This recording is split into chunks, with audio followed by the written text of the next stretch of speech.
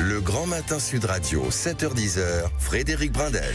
8h35, l'interview politique avec Nicolas Dupont-Aignan. Bonjour. Bonjour Monsieur Brindel. Je précise bien, Nicolas Dupont-Aignan, on en a parlé juste avant. Souvent on vous fait une liaison qui du coup devient mal à propos. Les noms propres ne s'accordent pas. Voilà, c'est dit. Bon, vous êtes bien sûr le président de Debout la France, ancien député, 3 fois candidat à l'élection présidentielle, ex-maire d'Hyères, dont vous êtes toujours conseiller municipal. Nicolas Dupont-Aignan, le gouvernement a débarqué avec des solutions pour pallier au chaos hier à Mayotte. François Bayrou pouvait-il faire mieux? Devait-il faire différemment? Vous avez souvent dit, Mayotte, on a 20 ans d'abandon, ça suffit. Oui, mais écoutez... le gouvernement est sur place. Moi, je ne vais pas polémiquer pour polémiquer. La vraie question de Mayotte, c'est est-ce qu'on va enfin prendre les mesures qui s'imposent? J'avais été à Mayotte en 2017 et à l'époque, j'avais écrit une supplique au président de la République de l'époque, c'était François Hollande, sur la question de l'eau. On a été capable de mettre 1,4 milliard pour dépolluer la Seine pour les Jeux Olympiques et les Mahorais n'avaient pas d'eau. Et toujours pas en 2024. Ouais. Donc, avant le cyclone. Donc la vraie question, c'est qu'on ne peut pas avoir des visites ministérielles permanentes depuis 20 ans et ne pas avoir investi le minimum vital pour permettre aux Mahorais de survivre. Le deuxième point qui est maintenant crucial, l'immigration, c'est la question de l'immigration. Bah oui. Si on ne supprime pas le droit du sol à Mayotte, on continuera à avoir un afflux hallucinant de Comoriens qui viennent accoucher dans la première maternité de France, pour avoir la nationalité. Et on ne réglera pas le problème des bidonvilles, le problème économique, le problème social, si la moitié de la population est clandestine ou du moins étrangère. C'est pas possible. Donc la vraie question, c'est de savoir si enfin on va pouvoir changer les choses. Mais chaque ministre a proposé l'abrogation du droit au sol. On nous dit que c'est pas possible. Je vois pas pourquoi on ne pourrait pas voter une révision constitutionnelle sur ce point. En tout cas, nous entendons bien que vous ne souhaitez pas polémiquer. Il faut une espèce d'union nationale et on l'a bien compris. Ce gouvernement... Les Mahorais n'ont pas besoin, pardonnez-moi, mais ils n'ont pas besoin qu'à Paris, chacun mette son grain de sel. Moi, je vais juger sur les réalités. Ce qui est sûr maintenant, c'est... suppression du droit du sol, vrai contrôle migratoire, vraie pression sur les Comores et plan d'action. Voilà, je doute qu'il soit mis en place, faut être honnête, mais c'est pas le moment, au moment où ils se reconstruisent, où ils pensent leur douleur, les victimes, d'en ajouter. Les Comores, pays voisins, donc indépendants, qui fournit l'immigration. Oui, et surtout vers lequel nous sommes faibles. Bon, revenons sur ce nouveau gouvernement, François Bayrou. Vous lui donnez quelle expérience de vie à ce gouvernement? Je vous demande pas de nous faire une prédiction, mais... Je suis pas Madame Soleil, mais ce qui est sûr, c'est que il faut reprendre la situation telle qu'elle est. Il y a eu une élection européenne, défaite du président de la République. Il y a eu une dissolution. C'est lui qui a dissous. Il a été désavoué par les Français, puisque le bloc central, comme on dit, est le plus petit des 3 blocs. Mais attendez, il existe quand même, le bloc central. Il a été désavoué. Et au lieu de vouloir tirer les leçons du scrutin, c'est-à-dire d'entendre le message des Français, je ne parle pas simplement du gouvernement et des nominations. Je parle par exemple d'un point, la réforme des retraites, qu'il faut annuler et repartir sur un nouveau projet. Eh bien, Emmanuel Macron n'a pas voulu accepter la loi du suffrage universel. Oui, mais il y a un tiers quand même, Nicolas Dupont-Aignan. Non, excusez-moi. Si vous mettez Lucie Castet pour la gauche, parce qu'à gauche, ils disent tous comme vous, finalement, on aurait dû prendre quelqu'un de la gauche. L'extrême droite, le Rassemblement national le dit aussi, mais comment on fait? La réalité, c'est que quand un président de la République fait appel aux urnes et qu'il est désavoué, il n'y a que 2 solutions. Il n'y en a que 2. Il se soumet, c'est-à-dire qu'il entend la voix du peuple et il fait des compromis sur le projet. Le gouvernement a pour but de faire des compromis, celui-ci. Laissez-moi finir ma phrase. Où il se démet. Ouais. Il ne veut pas se soumettre. Il a nommé Michel Barnier, le représentant du plus petit parti. Il a essayé de bricoler un truc. Il a été légitimement censuré, puisque Michel Barnier n'a pas voulu entendre la voix des partis politiques représentant l'Assemblée sur quelques mesures pour le budget. Et il n'a même pas compris la censure. Et il renomme François Bayrou avec les personnalités qu'on appelle poids lourds, mais qui sont les poids lourds de l'échec, c'est-à-dire celles qui ont gouverné lamentablement depuis 2017 avec lui, qui ont lamentablement échoué, Entendu. et qu'ils mettent tous sur le même bateau. D'accord, Nicolas Dupont-Aignan. Je finis ma phrase. Comment voulez-vous on qu'on sait s'en sorte ce que vous dites. Ouais. Eh bien, il n'y a qu'une solution, moi je vous le dis. Alors c'est quoi? C'est que soit... Si vous aviez été à sa place, soit c'était qui le François Premier Bayrou, ministre pour mais vous? c'est pas la question des personnes. Si, c'est quand même... Non, il pouvait très bien nommer François Bayrou en disant à François Bayrou, eh bien, il faut faire un geste. On va faire 2 gestes. Je vais prendre des choses concrètes. 3 gestes. Premier geste, on annule la réforme des retraites et on repart sur une conférence sociale. La gauche aurait été contente et le Rassemblement national aussi. Deuxième geste, on bloque le Mercosur pour sauver nos agriculteurs et on ne se soumet pas à l'Union européenne. Troisième geste, on contrôle nos frontières, comme le fait l'Allemagne, pour bloquer l'immigration. Ça, c'était 3 gestes forts qui envoyaient des messages, pas aux partis politiques simplement, mais aux électorats. Vous seriez vu dans ce rôle de Premier ministre? Non, sûrement pas moi avec Emmanuel Macron. Mais je dis que mais vous parlez de compromis, Nicolas Dupont-Aignan. Je dis que au moins, il y avait un homme qui, à ce moment-là, entendait les Français. Mais là, rien, des combines. Ça veut dire quoi? Ça veut dire que pour moi, ce gouvernement sera temporaire et la vraie question n'est pas François Bayrou. La vraie question est le projet que François Bayrou va mettre en œuvre. Or, Emmanuel Macron bloque tout compromis. Attendez, ça sera le 14 janvier qu'on saura, ou le 13. On a bien vu François Bayrou n'a même pas indiqué qu'il allait suspendre la réforme des retraites. François Bayrou n'a fait aucun geste. C'est un gouvernement réduit de macronistes purs et durs. C'est un gouvernement qui ne veut rien changer sur le fond. Et moi, je crois que la seule solution, sincèrement, ce sera la démission d'Emmanuel Macron. C'est ce que vous souhaitez. Vous faites partie de ceux qui souhaitaient. Il sera obligé. Dans l'intérêt du pays, parce qu'on ne va pas continuer pendant 2 ans et demi à subir ce blocage. Donc je le dis comme pour MacMahon, vous savez, on a eu ça sous la Troisième République, MacMahon, on relisait les livres d'histoire. Il se soumet ou il se démet. Il ne veut pas se soumettre, il ne veut pas se démettre. Eh bien, il y aura une pression populaire.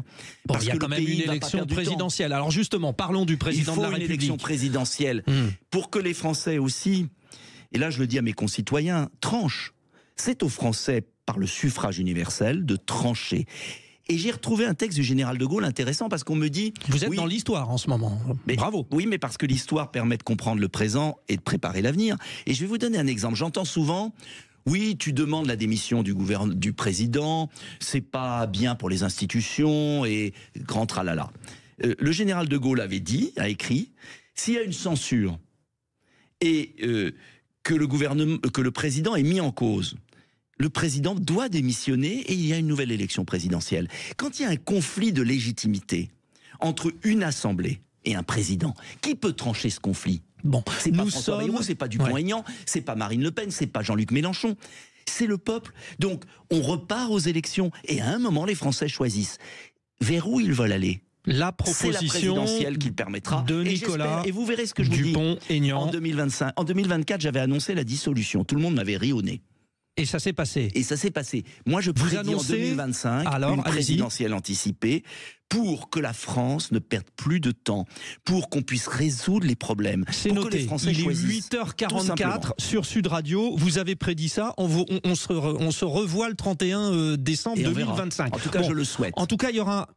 les vœux à 20h. Alors, vous dites sans Emmanuel Macron. En tout cas, ce soir, ce sera avec Emmanuel Macron. Oui, vous allez les regarder parce que, pour mieux le vilipender, vous êtes quand même obligé de les regarder. Vous n'allez pas nous dire que vous n'allez pas les regarder. Mais je vais les regarder. Non, parce que vous le critiquez quand même systématiquement. Non, c'est violent, vos critiques. Oui, c'est violent parce que, si vous voulez, moi j'ai alerté en 2017. J'ai alerté en 2022. J'ai prévenu. Je l'ai dit en conscience parce que j'ai regardé les faits.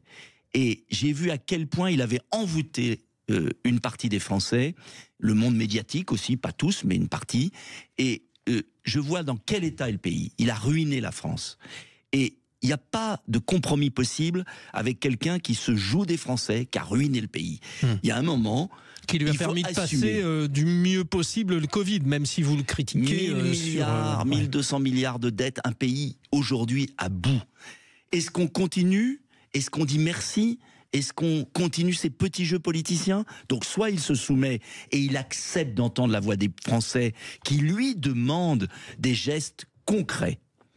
Et à ce moment-là, je dirais bravo, et il reste au pouvoir, et il y a un compromis possible. Je ne demande pas qu'il accepte tout ce que je propose, loin de là. Donc je ne le vilipende pas.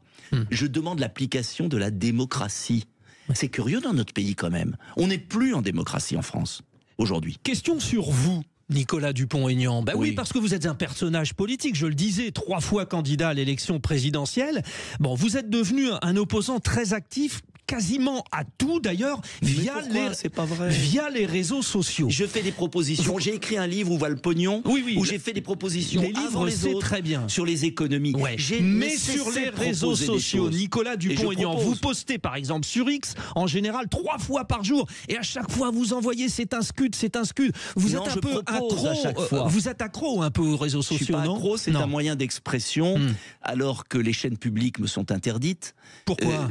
Que l'Arcom ne respecte pas la loi, que France Inter ne respecte pas la loi, qu'avec l'argent du contribuable de la redevance, maintenant c'est l'impôt, il n'y a pas d'égalité de traitement, donc j'utilise les réseaux sociaux, mais contrairement à ce que vous dites, je critique, oui, mais je propose toujours.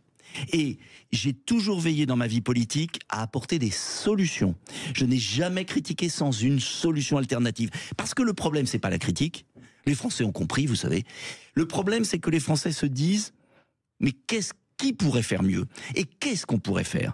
Voilà pourquoi j'ai écrit un certain nombre de livres avec des propositions. Sur les autoroutes, souvenez-vous, Oui. j'ai proposé une solution pour supprimer les péages et qu'on puisse entretenir les autoroutes, sur les économies budgétaires, sur la sécurité, sur les frontières, sur le produire en France. Alors, on ne peut pas dire que je ne propose justement, pas. Nicolas Mais je me sers des Dupont-Aignan. réseaux sociaux Ouais. parce qu'aujourd'hui, je m'aperçois, quand je me circule, tiens, ce week-end, j'étais en Normandie, un monsieur est venu me voir dans un café et il m'a dit, je vous suis sur Instagram, je vous suis sur TikTok, je vous suis sur les réseaux sociaux. C'est très Mais efficace. parce que c'est le Sauf seul que moyen on ne qu'on a s'exprime aujourd'hui pas de la d'exprimer même- une voix Oui, alternative. Mais un livre, par exemple, vous avez l'occasion d'exprimer. Je l'ai fait. Je vais être totalement Mais si on m'invite transparent. pas dans les chaînes publiques pour Ouais. présenter mon livre et qu'on invite que des macronistes ou des gens bien pensants, qu'est-ce que je peux y faire? Enfin, le RN est très présent, par Mais oui. exemple, Eh sur ben, les c'est très ouais. bien. Bon, je Mais vais, au je vais début, être il n'était pas transparent. temps. Je vous ai dit hors antenne, tiens, je me souviens de votre campagne pour les régionales, vous aviez fait plein de propositions pour l'Île-de-France. Chaque présidentielle. On est d'accord, vous faites des propositions, vous avez oui. des livres, mais là, ces histoires de réseaux sociaux, par exemple, vous parlez de nos confrères de France Inter. Vous avez sorti un tweet où vous dites qu'il y a une espèce de manipulation parce que l'animateur, au moment où Manuel Valls se fait vilipender par un auditeur, dit pourtant nous avons l'habitude de filtrer les auditeurs. Mais tout le monde filtre les auditeurs, vous comprenez? Enfin, vous vous souvenez le film Le Père Noël est une ordure. Bonjour, c'est mon dernier Noël, je voudrais parler. Allô, comment vous appelez? Thérèse. Et puis après ça part. On est bien obligé de tester. Attendez, on peut pas faire parler n'importe qui. Tout le monde le on sait très fait. bien comment sont filtrés à France Inter les auditeurs. Quand j'étais invité à France Inter, les seules fois où je suis invité, c'est pendant les présidentielles, parce qu'ils sont obligés. C'était très curieux. Tout le monde sait comment fonctionne France Inter. Arrêtez. Ils ne respectent pas les temps de parole. Moi, vous savez, je regarde les faits. Je ne suis pas dans la polémique, au contraire. Je suis quelqu'un d'extrêmement raisonnable, qui a toujours proposé des solutions et qui veut faire avancer le pays. Ce que je constate, c'est qu'aujourd'hui, le pays est bloqué et que les Français en souffrent. Je voudrais, par exemple, que le Mercosur soit bloqué parce que je veux que l'élevage en France survive. Je voudrais, tiens, il y a une mesure qui a été annoncée ce matin, vous l'avez entendu. Il y a 500 000 propriétaires de voitures qui sont âgés, qui n'ont pas les moyens de la changer, Ouais, critère 3. qui vont être interdits de circulation. C'est une ségrégation sociale sans précédent. Que l'on interdise des centres-villes très réduits à des voitures polluantes, pourquoi pas? Ça se fait en Italie, partout. Là, c'est pas ça dont il s'agit. C'est l'A86, pour ceux qui connaissent l'Île-de-France. Ça veut dire quoi? Ouais. Ça veut dire qu'aujourd'hui, si vous n'avez pas les moyens de changer votre voiture, vous ne pourrez plus circuler en Île-de-France. Vous serez astreint à résidence. Vous Tiens, trouvez ça normal? Justement, j'ai une je veux dire, question. cette écologie punitive qui n'a Oui. aucun sens. Ouais. Alors qu'il faut de l'écologie sur des choses importantes. Mais là, non. Effectivement, Donc, je l'écologie n'aime pas punitive, cette c'est ségrégation contre-productif. On l'a bien compris. Mais par les exemple, propriétaires de Ouais. logements G qui n'ont pas les moyens de refaire leur logement, c'est très dur. interdit de location, 500 000 en France. Sur la circulation, Mais quelle Nicolas, honte. Nicolas Ça, c'est Dupont-Aignan. concret, vous savez. Oui. Concrètement, justement, Oui. sur la circulation, je regardais là nos amis lyonnais pour qui l'année 2025 va être une galère pour pour circuler. Là, par exemple, alors oui, le critère 3, mais si par exemple on peut laisser sa voiture à l'abord des grandes routes, des grandes villes, on gare sa voiture, sauf que le prix du garage, du parking, c'est pour 3 heures, 20 €. Si c'est ça chaque jour, c'est terrible. J'avais proposé des parkings gratuits à l'époque. Vous vous souvenez? Oui. Mais donc, les grosses entreprises comme Vinci, vous ne dites rien contre eux parce que, en fait, ils se nourrissent de cela, non? Mais qui signe les concessions? Les élus. C'est comme les autoroutes. Les autoroutes, c'est du racket permanent. J'ai été le premier à les dénoncer. Tiens, avec François Bayrou à l'époque, en 2006, nous étions que 2 contre la privatisation scandaleuse, le racket institutionnalisé. Là, les autoroutes vont revenir dans le domaine public en 2032. On a l'occasion inespérée de supprimer les péages. Comme en Bretagne. En Bretagne, il n'y a pas de péage. Comme en Allemagne. C'est une occasion inespérée. Est-ce qu'on va le faire? Est-ce qu'on aura le courage de le faire? Pour les parkings dire non payants. au lobby. Donc, quand vous étiez maire ailleurs. Mais il y a pire, monsieur. Est-ce que vous avez vu que les hôpitaux maintenant font payer les visiteurs des malades par des sociétés comme Vinci et autres, les hôpitaux. C'est-à-dire que vous accompagnez et vous allez visiter un vieux grand-père, une grand-mère, un époux malade, vous devez payer. Vous savez ce qui se choque dans notre société qui devient inhumaine, c'est que tout est lié à l'argent. C'est qu'il n'y a plus aucun espace de gratuité. Et moi, j'ai une autre vision de la société. Mais derrière, ce sont des lobbies. Derrière, ce sont des intérêts qui abusent des profits au détriment des plus pauvres. Voilà la réalité de la France. Bon. Donc, il y a un grand coup de ménage à faire. Oui. Je le propose et on le fera. Parce que moi, je veux dire aux Français qu'il n'y a aucune fatalité. Si le peuple se lève en 2025, vous savez, il y a déjà plus de 50% des Français qui veulent que Macron s'en aille. C'est déjà énorme. Avec la propagande qu'il y a enfin, les lobbies à Paris pour les parkings, c'est pas Emmanuel Macron. Là, je suis sur l'ensemble. Un exemple, tout n'est pas Emmanuel Macron mais bien non plus. Évidemment. Mais si le peuple le veut, le peuple peut se lever. Et je dis aux Français, parce que je vois aussi beaucoup de mes concitoyens qui sont résignés, qui me disent c'est foutu, c'est trop tard, on n'y arrivera pas. C'est pas vrai. On y arrivera. Bon. Il n'y a aucune fatalité à subir ce qu'on subit dans notre pays. Bon, Nicolas Dupont-Aignan, vous n'êtes plus député, vous n'êtes plus maire. Une carrière politique qui a des hauts et des bas. Vous êtes où sur la courbe sinusoïdale de votre carrière politique? Plutôt en bas, là, en ce moment, j'ai subi un coup dur, en étant défait, par une manœuvre LFI républicain, mais je ne m'avoue pas du tout vaincu. Je suis président d'un parti, ma cote de popularité que je regarde quand même, comme tout le monde des sondages, ne fait que progresser. Oui, vous l'avez bien utilisé d'ailleurs sur X, sur les réseaux sociaux, parce que vous n'avez mis que ceux de droite et vous avez ressorti la progression. En tout cas, mais vous êtes 20e avec 37%. 20e sur 50 personnalités politiques après avoir eu un coup dur, c'est quand même pas mal. Voilà, je continue le combat, mais je continue le combat parce que j'ai des valeurs à défendre, parce que je suis président d'un parti gaulliste, parce que pour moi le gaullisme est très important dans la vie politique française, et j'ai un projet à défendre devant les Français. Voilà. Et puis il y aura de nouvelles élections, je me représenterai. Bon. Et puis vous savez, la vie n'est pas finie. D'ailleurs, je vais vous dire, une défaite dans une vie politique, c'est toujours très important. Il faut toujours en tirer du bien. J'ai écrit un livre que certains sont devenus président de la République après. Je pense à François Hollande. Et il y en a eu beaucoup de personnes qui ont eu des défaites et qui ont rebondi. Et puis, moi, ce qui m'intéresse, c'est pas ça. Ce qui m'intéresse, c'est un moment charnière du pays, parce qu'il faut voir où en est le pays.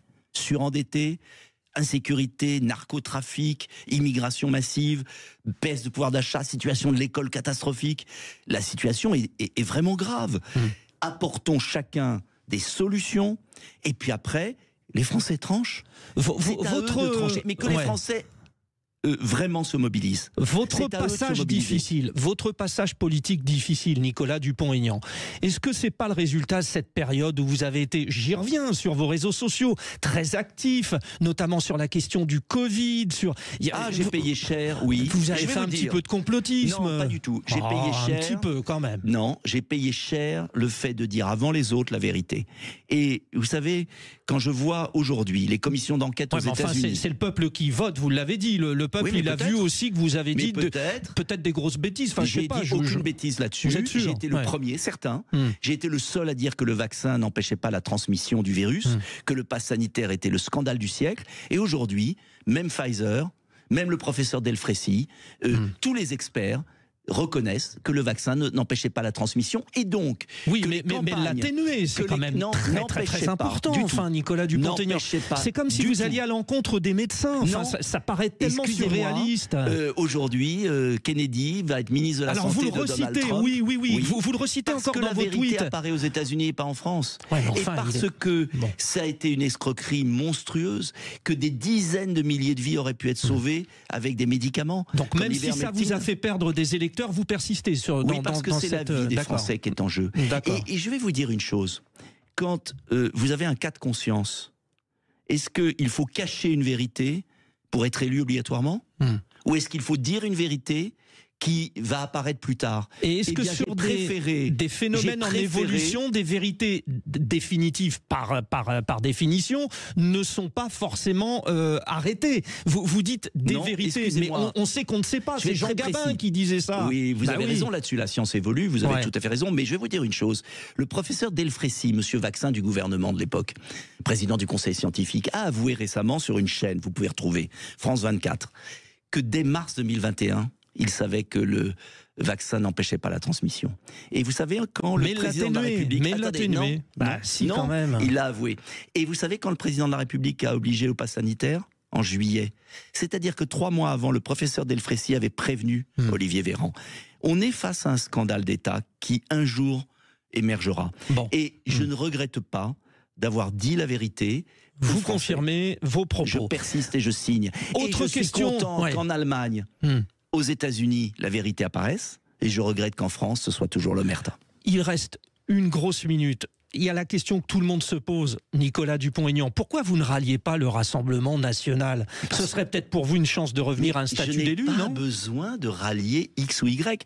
J'ai été le seul, en 2017, au second tour. À les soutenir. À les soutenir. Alors, je l'ai refait en 2022. Mais ne confondez pas un soutien de second tour et l'existence d'un parti politique, d'une pensée politique. Il y a Éric Ciotti qui a un parti politique et qui a soutenu au second tour. Debout la France est un parti gaulliste, mais vous faites un appel au don, j'ai vu sur votre site. C'est dur pour le parti. Il y a plein de petits partis comme ça. Et alors, au premier tour, on vote pour ce qu'on préfère.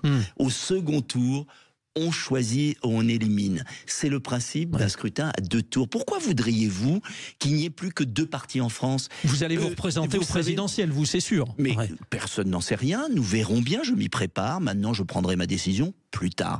J'ai un projet pour la France. Gaulliste, républicain.